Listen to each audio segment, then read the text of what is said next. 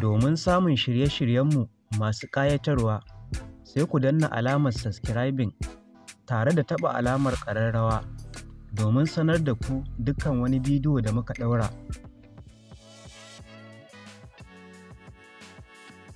Domin mutanen da suke fama da ciwon ulcer, musamman a wannan lokaci na azumin watan Ramadana.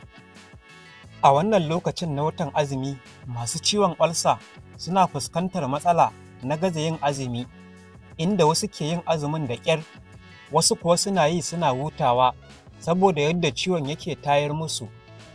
Sai dai masana kiwon lafiya sun bayyana wasu matakan da ya kamata duk wani mai ciwon ulcer ya kula da su a lokacin azumi, ba tare da ya sha wata wahala ba ko kuma ba tare da ya kasa yin azumin ba.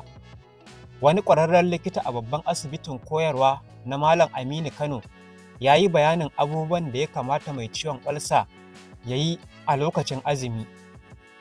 Na farko, ya kasance mutum yana amfani da abinci wanda zai iya rike shi akalla lokacin da zai yi sahur, kuma sai an kiyaye wasu abubuwa, musamman abubuwa da suke kamar yaji, kamar wanda suke masu tsami, kamar kuma waɗanda suke an soya su sosai mai ya fita a jikinsu. Irin wani abubuwa gaskiya sukan ɗanta da irin wannan ulcer ɗin. Sannan kuma mutum ya kiyaye idan irin nau'in mutane da suke ɗan shan wasu abubuwa da suka shafa yaƙi ko taba ko wasu abubuwa, su wannan ɗatar su dakatar da ita a wannan lokaci, saboda ita kanta wannan abin yana taimakawa wurin tada irin wannan ciwon ulcer ɗin. Sannan kuma ana da buƙatar a yawaita cin kaya wanda suke na fruits, kamar waɗanda ba su da tsami kenan. So wannan su ma suna taimakawa wurin rage ishirwa da kuma irin tashin shi wannan acid ɗin da yake kawo irin wannan ciwon na ulcer ɗin.